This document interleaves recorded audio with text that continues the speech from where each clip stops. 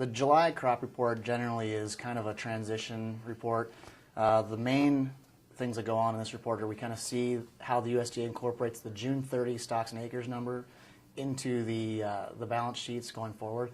We really don't see a lot of new crop changes this time of year. They wait to do a yield update in August, and then they do August Nov yield changes. So this is kind of a transition report, and actually there were a few surprises that probably caught some traders off guard. So, but in general, this is just the USDA's July updated supply and demand. Corn, in June we had just a really earth-shattering report. We came in, the USDA estimated stocks in farm and on warehouse at way above expectations, about 300 million bushels. And we wanted to see where are those stocks? What did they change in the demand outlook for the old crop corn situation that really added 300 million bushels into the balance sheet? So that wasn't necessarily overly shocking. What they did is they actually reduced the feed outlook by 150 million bushels from previous month.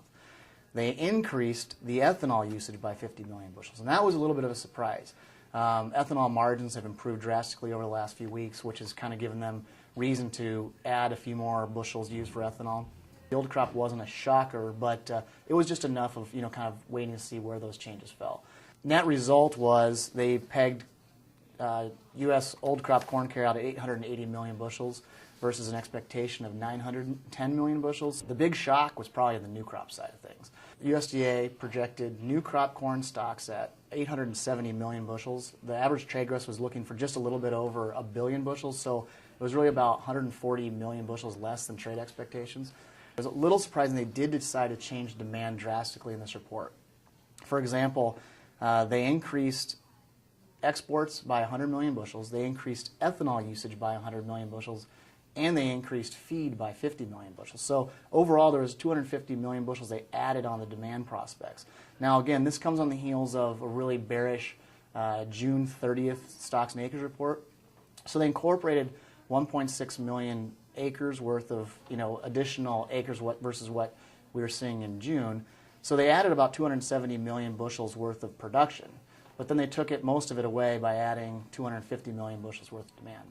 We haven't even entered into the marketing year for 2011-2012, and they're already featuring drastic changes in demand side. 50 million bushels increase in feed is a little surprising given the animal numbers we've recently seen. The ethanol number is very surprising given the fact that the political landscape on ethanol is completely uncertain right now, and we're more than likely to see an ethanol blender's credit actually be removed as of July 31st of this year. So them increasing that by 100 million bushels is just a little bit surprising this time of year. In soybeans, there weren't many changes. I think in general people weren't really looking for the fireworks in the soybean side of things. The only change they made in the old crop balance sheet was they took exports down by 20 million bushels, which in turn raised carryout by 20 million, now standing at 200 million bushel carryout. Now this is 1 month to 1 month, it's not a big change. But when you look back earlier this spring, we expected we were going to have about 140 million bushel carryout. That adds a significant amount of stocks to use ratios and really adds a lot more bushels than what we were trading back, late winter, early spring. Of course, a lot of that's been, monster crop in South America has come and offset some of our export business. But, in general, the bean demand picture has been pretty bleak. So, kind of concerning there. The new crop situation, one of the things they did is reduced the planted acreage, stemming again from the June 30th stocks and acres report, by 1.4 million.